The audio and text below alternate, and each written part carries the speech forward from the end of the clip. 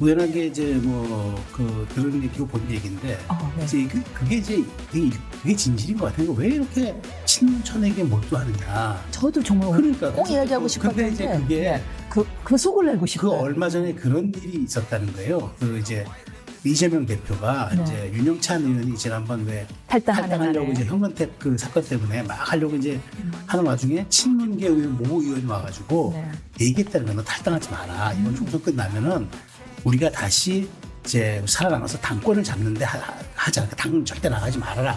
하고 내밀한 얘기를 했는데 이게 이재명 대표 귀에 들어갔다는 거야. 그래서 이재명 대표가 용무를 하면서 민주당 공천 이야기부터 안 할 수가 없습니다. 요 며칠 계속 뉴스에서 다루고 있는 건 민주당 공천 이야기예요.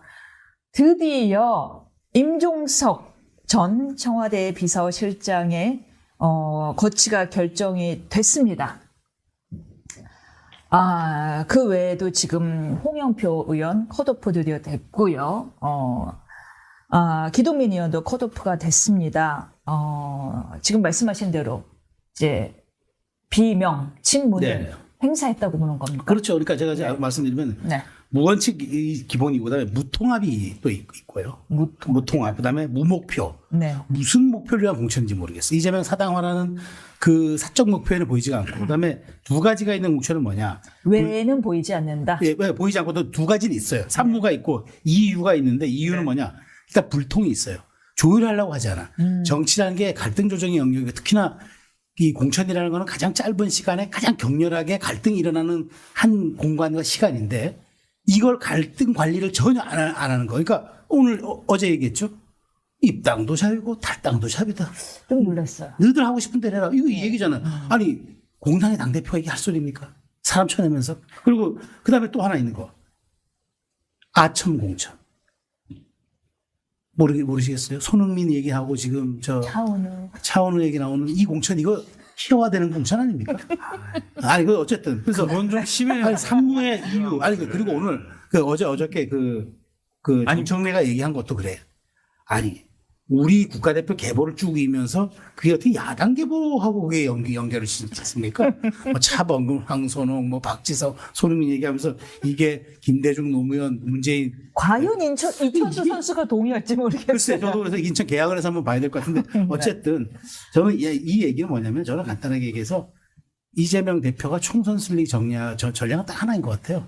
일단 포연만 가라앉아라. 소선거구제니까 1번, 2번 붙으면 그래도 우리가 1등 한다. 이 얘기 같은데 제가 보기에 그게 무전략이라는 겁니다. 왜 소선수가 아니, 제가 한번 물어볼게요. 물어보세요. 차은우가 잘생겼어요? 한동훈이 잘생겼어요? 차은우 잘생겼지. 그걸 질문이라고 해. 배신자예요? 배신자? 아유. 배신자라고 얘기한단 말이에요. 아니 우리가 코페르니쿠스의 진리를 우리가 거부하지 맙시다. 한동훈 위원장 얼마나 보수 쪽에서 잘생기고 똑똑하다 그러는데. 그렇게 생각하면 취향의 문제겠지. 취향에. 그래도 차은우보다 잘생겼다고 말하는 사람은 본 적은 아니 없는 그 독특한 취향이겠지. 그런 경우는 아니, 독특한 제가 취향. 왜 이걸 질문했냐면은 한 당의 대변인한테 이렇게 물어보면 대변인 입장에선 당연히 우리 당대표가 더 잘생겼습니다. 이렇게 얘기할 수 있지. 그거를 무슨 큰 화제라고 끌고 와가지고 유튜브에서 얘기한 거를.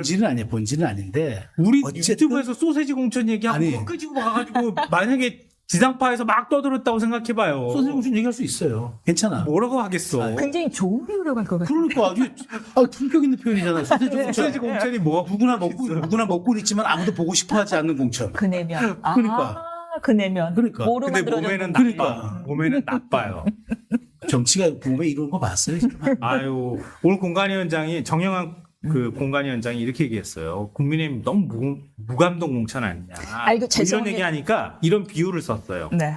우리 공천이 너무 드라이한 거 아니냐고 하는데 신선한 공기, 물처럼 드라이하지만 시원하고 맛있는 게 국민의힘 공천입니다. 이렇게 정영환 위원장은 얘기하더만요. 네, 그날 국민의힘 얘기하기 전에 다시 민주당 이야기가 워낙에 시끄럽기 때문에 저는 정말 김평론가님의 속 시원하고 간결한 평론이 듣고 싶은데 지금 말씀하신 대로예요. 왜 이렇게 그러니까. 이재명 의원 저도 궁금한 게 이재명 대표는 다른 여러 가지 방법이 있었을 거예요. 쳐내는 방법도. 그런데 왜 임종석 실장이 기자회견을 하자마자 떠나는 것도 마음대로 들어오는 것도 맙니다 하면서 그래도 중량감에 있던 전 비서실장인데 왜 이렇게 모멸감을 주는 방법을 택한 걸까요? 뭐 저는 모멸감을 줬다고 생각하지는 않지만 메시지가 적절했다고 생각하지도 않아요. 그러니까 마음이 아프다. 그러니까 민주당 당 차원의 결정일 수밖에 없었다. 불가피함을 이해해달라. 네. 그 정도까지 얘기했으면 참 좋았을 뻔했다. 근데 나갈 이재명 때면 나가라. 대표뿐만 아니라 그 전에 심지어 공관위원이 유튜브에 물론 개인 행동에 그거는 좀 정말 다른- 나와서 아니 뭐 전화는 제가 뭐 안 받을 수도 있고요. 사람을 희화화했다는 건 당내에 임종석 실장을 다소 그렇게 희화화하는 분위기가 있는 거 아닌가고 유추할 수 있게 되잖아요. 그러니까 공관위원장 바로 그만뒀잖아요. 그렇죠. 이원. 그러니까. 네. 공관위원 자리 뭐 바로 그만둘 정도니까 적절하지 않았다는 걸 민주당 내부에서도 알고 있었다는 얘기가 되는 것 같고요. 네. 그러니까 이재명 대표 메시지는 좀 아쉬워요. 아쉬운 아쉽다. 측면이 있어요. 네. 그러니까 앞서 말씀드렸던 것처럼 그런 식으로 아주 매정하게 보이기보다는 참 붙들고 싶은 분이었지만 당이 이번에 전략적인 판단을 할 때 어쩔 수 없이 그렇게 될 수밖에 없었다. 전략 지역구에 와서 본인이 공천을 해달라고 하는데 다른 지역으로 좀 가주셨으면 좋겠다. 이런 요청을 수차례 했음에도 불구하고 계속 남아있겠다고 했기에 어쩔 수 없이 당 차원에서 그렇게 결정할 수밖에 없었다. 이렇게 정도 얘기했으면 좋았을 텐데 진짜 나가는 것도 자유, 들어오는 것도 자유 이렇게 해버리면은 이재명 대표의 너무 이렇게 독선적인 이미지가 강화될 수 있잖아요. 그런 건 전 적절하지 못했다고 보는데요. 다만 임종석 전 실장 또 나는 그 적절한 대처를 했다고 생각하지 않아요. 그러니까 민주당 강성 지지층에서는 뭐 어떻게 얘기할지 모르겠지만 예를 들면 이런 거예요. 그러니까 종로에 나가겠다고 했잖아요. 근데 종로에서 다 비켜준 거잖아요. 곽상원 변호사 때문에 저는 비켜준 측면도 있다고 생각하거든요. 노무현 전 대통령 사위이기도 네. 하거든요. 근데 거기 나가고 싶어 했던 사람들은 많이 있었어요. 근데 후보 정리가 된 거잖아요. 전현희 전 의원도 역시 마찬가지였고요. 그럼 다 나와서 당 차원의 결정을 기다려야 하는데 내가 예전에 그 지역에서 재선했고 뭐 있고 어떤 연고가 있다고 해서 나 여기 그냥 나갈래. 전략지역구라고 하는 건 당에서 결정하겠다고 하면서 그걸 비워두거나 일단 당의 판단을 기다리라는 의미거든요. 근데 난 여기 갈 거야. 난 여기 버틸 거야. 당에서 아니야. 다른데 당신은 좀 가졌으면 좋겠어. 왜냐하면 임종석 전 실장은 굉장히 상징성이 크거든요. 또 상징성이 커지게 만든 건 당의 책임도 일부 있다고 보지만 그러면 좀 비켜줄 수도 있어야 하는데 난 여기 아니면 안 돼라고 버티고 있다가 도저히 말 안 들으니까 그러면 당신 안 돼. 라고 말하니 나는 왜 친문계라고 날 내칩니까? 그러면서 친문계 의원들 줄줄이 데리고 와가지고 막 퇴근 인사를 해요. 내가 볼 땐 그 의원 한 명 한 명도 다 제 거가 석자야. 자기 지역구에서 뛰어도 지금 들뚱말뚱한 의원들이 뭐 윤영찬이야. 임종석 뭐. 지역구 가가지고 거기에서 지금 인사하게 생겼어요. 이 집단 행동을 하는 거잖아요. 대단히 부적절하다고 봐요. 그런 거. 그러니까 뭐 저는 네. 뭐 이렇게 하고 이제 많이 알려진 얘기들보다는 저는 오늘 우연하게 이제 뭐 그 들은 얘기고 본 얘기인데 네. 이제 그게 진실인 것 같아요. 왜 이렇게 친문천에게 몰두하느냐. 저도 정말 그러니까 꼭 그래서 이야기하고 근데 싶었는데 이제 그게 네. 그 속을 내고 그 싶어요. 얼마 전에 그런 일이 있었다는 거예요. 그 이제 이재명 대표가 네. 이제 윤영찬 의원이 지난번 왜 탈당하는 탈당하려고 날에. 이제 현건택 그 사건 때문에 막 하려고 이제 하는 와중에 친문계 의원 모 의원이 와가지고 네. 얘기했다는 거야. 너 탈당하지 마라. 이번 총선 끝나면은 우리가 다시 이제 살아남아서 당권을 잡는데 하자. 당 절대 나가지 말아라. 하고 내밀한 얘기를 했는데 이게 이재명 대표 귀에 들어갔다는 거예요. 그래서 이재명 대표가 경로를 하면서 이건 좌시할 수 없다라고 네. 해서 그 다음부터 이제 칼을 뺐다는 얘기예요. 그러니까 저 근데 이게 조금 이해가 되는 측면이 그러지 않고 이렇게 거친 방법으로. 그러니까 거칠고 전부 난폭하잖아요. 홍영표, 그 다음에 임종석, 그리고 뭐 기동민은 굳이 지티계지만 뭐 어쨌든 이렇게까지 진짜 칼질하는 거. 그러니까 경선 기회도 없이 그냥 그러니까 전략적 지정하게 된 말이죠. 민주당 전략 공관위가 경선 룰하고 그 상대 후보가 다 세팅할 수 있는 권한을 그렇죠. 미리 줬더라고요. 그러니까 그러니까. 이미 그런 프로세스를 다 갖춰놓은 상태에서 그냥 팔다리 한 거예요. 잘라버린 거죠. 그러니까 이제 홍영표도 본인한테 오는 건 알았는데 근데 그게 이제 이쯤에 들어온 거지. 그래서 제가 보기에 시간을 계속 늦춘 것 같아요.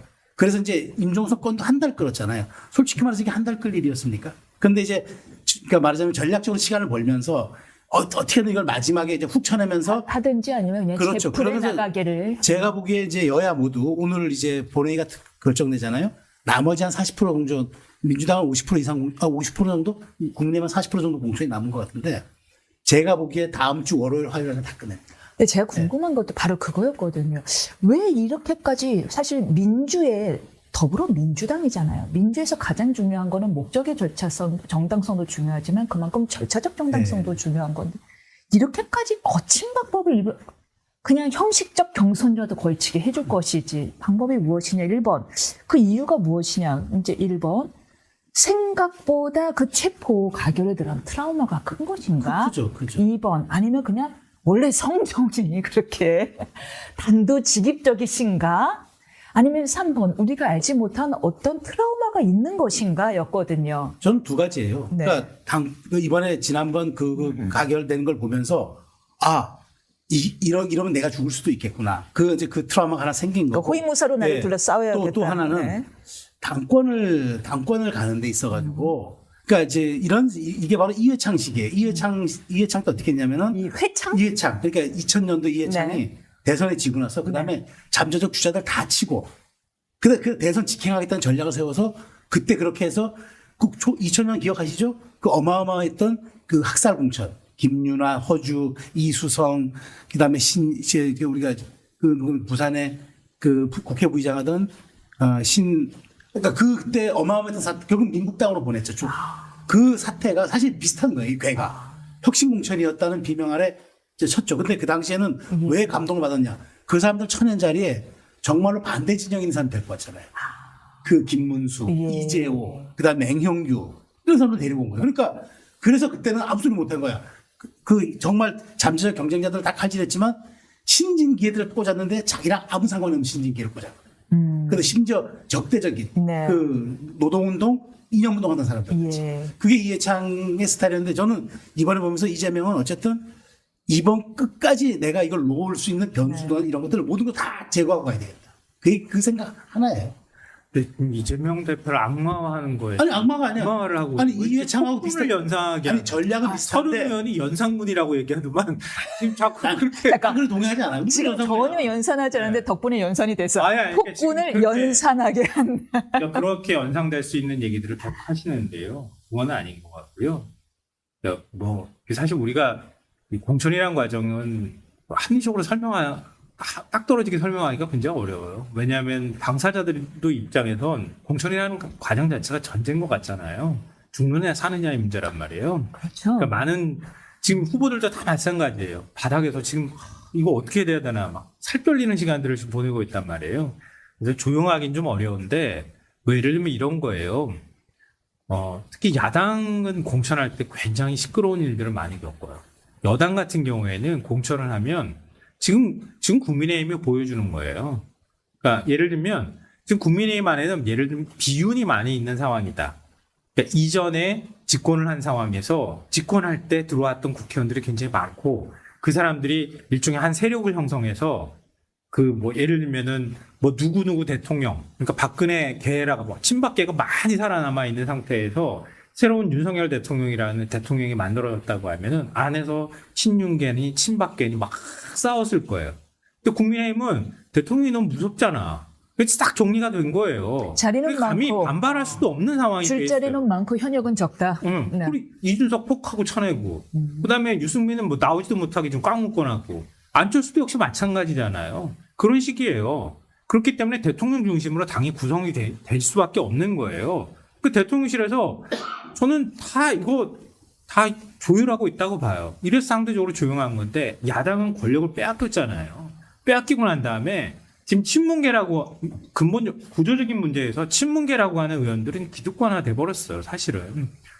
이 친문계 의원들이 반발하잖아요. 거꾸로 말하면 친문계가 살아남기 위해서 공천하거나 아니면은 문재인 대통령 덕에 공천 그냥 거저받은 사람들도 다 포함되어 있는 거예요. 또 더 거슬러 올라가면은 옛날에 친노계가 또 공천 받을 때 그때 또 덕본 사람들도 있는 거고요. 열린우리당 분당하면서 동기동계 떨어내는 작업할 때도 같이 기여했던 사람들도 있는 거예요. 일종의 세력이 교체되는 과정에서 벌어지는 일종의 진통으로 해석할 여지가 있다. 이런 거고요.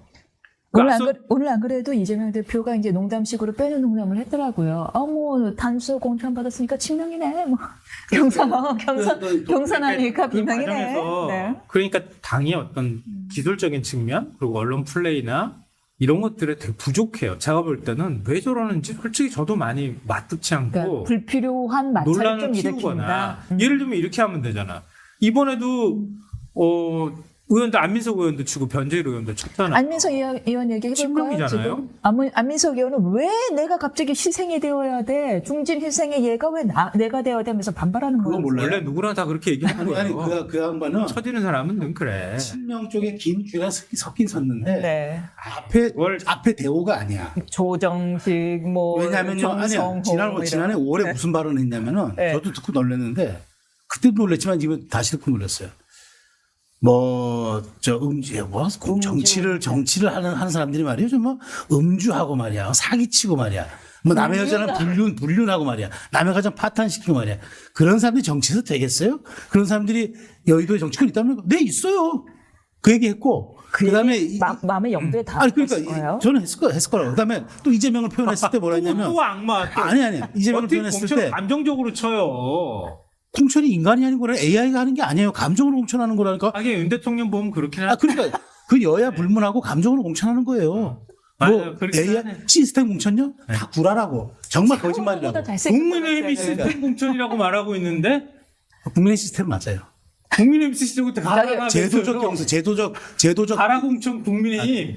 그러니까 다시 팩트는 양쪽 다 그렇게 말하고 있습니다. 말씀드리면 네. 저는 이제 그 안민석은 네. 사실 그동안 부적절한 발언을 또 많이 했어요. 옛날에 그걸- 아니 그 얘기 아니라 그 옛날 그 양심선언에서 무슨 윤지호 있잖아요. 윤지호 그 문제도 사실 지가 많이 뻥 튀어가지고 굉장히 어쨌든 근데 젊은 남자들 표를 많이 여러 가지가 잃었어요. 있었는데 네. 이 차제에 친명이라고 하는 중진 하나 쳐내면서 네. 상품 끼워 팔게 하는 하자. 그러니까 제가 지금 매대 하는 문자 뭐냐면 그 얘기했어요. 그러니까 그렇게 따지면 진짜 찐문은 몇 명이고 진짜 친문과 친노는 또 비문은 어떻게 이재명계하고 그 친문하고 친명하고 구분할 수 있을까? 경계가 다 애매모호해요. 의원들이. 네. 근데 제가 말씀드리려고 하는 거는 네. 어찌됐든 이렇게 친명계로 분류됐던 의원을 친다고 하면 그런 의원들을 사실은 우리 제사를 먼저 드러낸다고 생각하고 먼저 발표하고 그리고 그분만은 아니네. 그러니까 뭐 친문이라고 해서만 쳐내는 것도 아니고 비명이라고 쳐내는 것도 아니네. 이러면은 좀 타이밍을 조절해 가면서도 발표할 수도 있는 거고 그럴 텐데 그런 타이밍 조절도 못 해. 그걸 언론 플레이 메시지 전달도 잘 안 돼. 이게 막 뒤죽박죽 섞여버리니까 그런 면에서 있어서 문제를 지적한 건데요. 네. 그러니까 언론에서 자꾸 보고 바라볼 때 네. 그러지 않아도 이 대통령실 무서워가지고 김건희 여사 이름도 잘 언급도 못하는데 우리나라 언론들이 방심위가 또 선거보도 심의위원회가 눈 찌푸르게 뜨고 쳐다보고 있으니까 우리 김건희 특검법이라고 얘기하면 안 된다면서요. 김건희 여사 특검법이라고 얘기해서 SBS가 지금 받았더라고요. 아니, 그러니까 그러는 세상에 우리가 살고 있는데 그런 상황에서 보다 가혹하게 야당에 대해서 바라본다고 하면 야당은 좀 더 치밀하게 움직이고 전략적으로 움직여야 되는데 그런 모습이 잘 안 나타난다는 거예요. 언론 탓만 하지 말고 민주당이 좀 전략적으로 움직여야 된다는 말씀 제가 드리고 싶은 거예요. 어떻게 탈당할 거라고 보십니까? 임종 분석. 저는 안 한다고 봐요. 저는 안 한다고 봐요. 근데 얼마 전에 참 저번 방송에서 문재인 대통령이 올 초에 중대 발표를 할 것이다라고 말씀하셨잖아요. 그 중대 발표는 좀 미뤄졌나요? 아니, 저 문재인 전 대통령요. 네.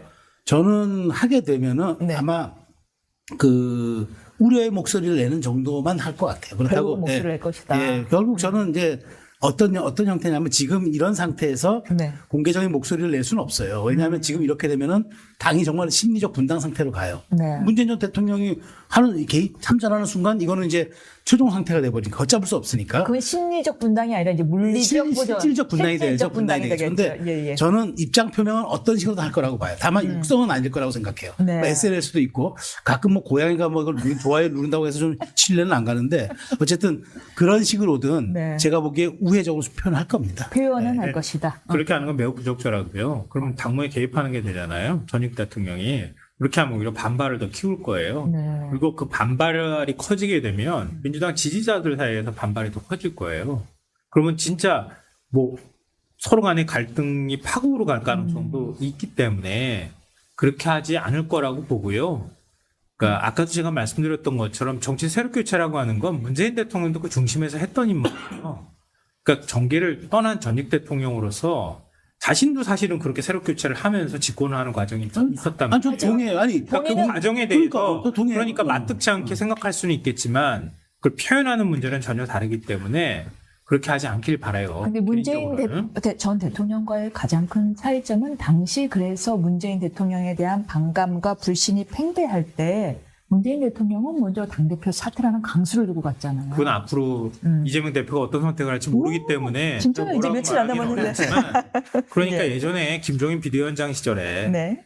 그렇게 했었잖아요. 그게 2016년이었었죠. 그렇죠. 그래서 결국은 아니, 그때 셋이 이해찬 했죠. 대표 공천 안 주고 팍 잘라버렸어요. 정청래도 잘랐지. 잘라버렸어요. 그러니까- 근데 그 두 사람 자른 것만 눈에 기억나는 거예요. 그렇지. 우리 머릿속에는. 다른 사람도 쳤겠죠. 예. 다른 사람도 쳤겠지. 그러니까 그렇게 상징화하는 작업이 필요한 건데 네. 그 상징화가 민주당은 좀 어설프게 된 측면이 있지만 뒤늦게 시동을 걸었지만 임종석으로 대변되는 그 상징화를 하고 있는 작업을 하고 있다고 저는 봐요. 알겠습니다. 그러니까 저는 그런 거예요. 아니, 네. 당연히 이건 주류 전쟁이죠. 제가 가끔 표현하는데 주류 전쟁이고 공천은 주류를 차지하기 위한 정말 그거는 뭐 건건일척의 일합일 수밖에 없어요. 그건 정치판에서 당연하죠. 자기가 오너가 되고 싶은데 당에. 근데 이제 그게 중요한 거는 비전과 방향을 놓고 소통과 설득을 가지고 정치가 해야 되는데 이건 무자비하게 전혀 조자령 헝칼리 휘두르는 거 아니에요, 지금? 무슨 이게 장판교 전투입니까? 그리고 정확하게 타겟팅이 돼 있어요. 자, 그리고 자기는 다 장강의 뒷물결은 앞물결을 밀어내고, 그 다음에 뭐, 저 젊은 사람 세대 교체해야 돼야 한다는데, 그럼 전대협 나가고 한청년 들어오는 게 세대 교체인가? 그리고 비명 나가고 찐명 들어오는 게 그게 세대 교체인가? 그러니까 이게 제가 무원칙, 그 다음에 아까 제가 그 세 가지 산물을 얘기한 게 그런 무계획도 없고 무방향도 없고 그러니까 다 없어 없는 상태에서 제가 보기에는 근데 어쨌든 좋아. 자, 이재명 대표가 근데 이걸로 공천을 가지고 국민 심판을 받겠죠. 아마 이재명 대표 생각은 그럴 거예요. 아직 하고 있는 중이에요. 그러니까 포연이 자욱하게 이재명 대표 가라앉으면 측에서는 아니, 이렇게 얘기할 수 있어요. 아니 국민의힘 그렇게 운동권 청산을 해서 우리가 운동권의 심벌 같은 사람 청선했는데 왜 난리야? 그렇죠. 올 조선일보가 당황해가지고 그걸 썼더라고. 네. 한동훈이 말하니 이재명이 치더라. 이거 어떡하지? 우리가 칼 들고 막 쫓아갔는데 칠 사람이 없어졌어. 그래서 이제 이거 차도산이라고 그러죠. 차도산이. 그럼 유리숙 후보는 어떡하자는 거야? 그래서 나는 그 국민의힘 품을 왜 이재명 대표가 덜어줄까라는 생각을 했는데 어쨌든 그래봤자 나머지 다 살렸어요. 그 임종석 하나였기 때문에. 뭘 살려요? 지금 전해철 그다음에 이인영 아니, 전부 다 홍영표부터 시작해가지고 이거 치면 어떻게 되냐고 지금 난리가 났잖아요. 그러니까 제가 보기에 정청래 살려놨잖아요. 알겠습니다. 아유, 이건 정말.